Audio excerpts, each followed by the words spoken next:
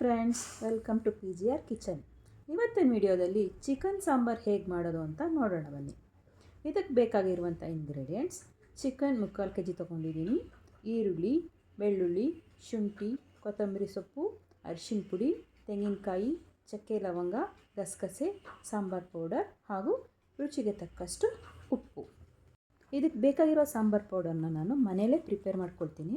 ಅದನ್ನು ಹೇಗೆ ಮಾಡೋದು ಅಂತ ಇನ್ನೊಂದು ವಿಡಿಯೋದಲ್ಲಿ ನಾನು ತೋರಿಸ್ತೀನಿ.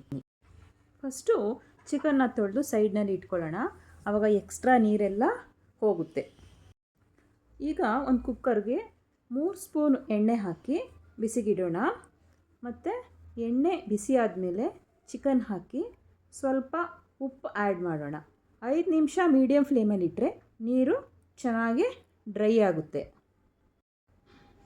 ಈಗ ಈರುಳ್ಳಿ, ಬೆಳ್ಳುಳ್ಳಿ, ಶುಂಠಿ, ಕೊತ್ತಂಬರಿ ಹಾಗೂ ಅರಿಶಿನ ಪುಡಿ ಎಲ್ಲವನ್ನು ಚೆನ್ನಾಗಿ ನುಣ್ಣಗೆ ಗ್ರೈಂಡ್ ಮಾಡಿಕೊಂಡು ಇದನ್ನು ಡ್ರೈ ಆಗ್ತಾ ಇರುವಂತಹ ಚಿಕನ್ಗೆ ಮಿಕ್ಸ್ ಮಾಡೋಣ.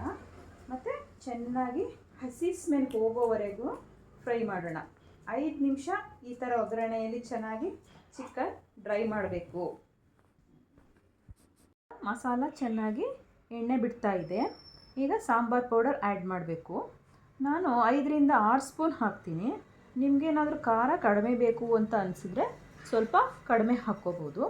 ಹೀಗೆ ಇದನ್ನು 2 ನಿಮಿಷ ಚೆನ್ನಾಗಿ ಫ್ರೈ ಮಾಡಿ, ಆಮೇಲೆ 2 ದೊಡ್ಡ ಗ್ಲಾಸು ನೀರು ಹಾಕಿ ಚೆನ್ನಾಗಿ ಕೈ ಆಡಿಸಿ, ಮತ್ತು 10 ನಿಮಿಷ ಹೀಗೆ ಬೇಯಲು ಬಿಡಿ.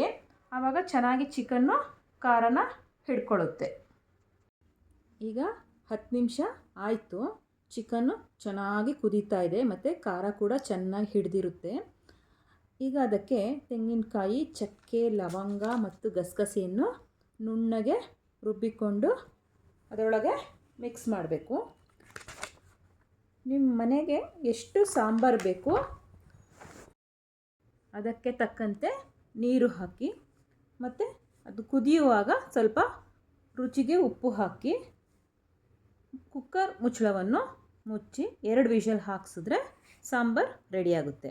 ನೀವೇನಾದರೂ ಪಾತ್ರೆಯಲ್ಲಿ ಮಾಡ್ತೀನಿ ಅಂದರೆ ಒಂದು 10 ನಿಮಿಷ ಎಕ್ಸ್ಟ್ರಾ ಹೊರಗಡೆನೇ ಬೇಯಿಸಬೇಕಾಗುತ್ತೆ. ಆವಾಗ ಸಾಂಬಾರು ಕರೆಕ್ಟಾಗಿ ಕನ್ಸಿಸ್ಟೆನ್ಸಿ ಬರುತ್ತೆ. ಈಗ ಸಾಂಬಾರು ರೆಡಿಯಾಗಿದೆ. ಬಿಸಿ ಬಿಸಿಯಾಗಿರುವಾಗಲೇ ರೈಸ್ ಜೊತೆ ಸರ್ವ್ ಮಾಡಿ.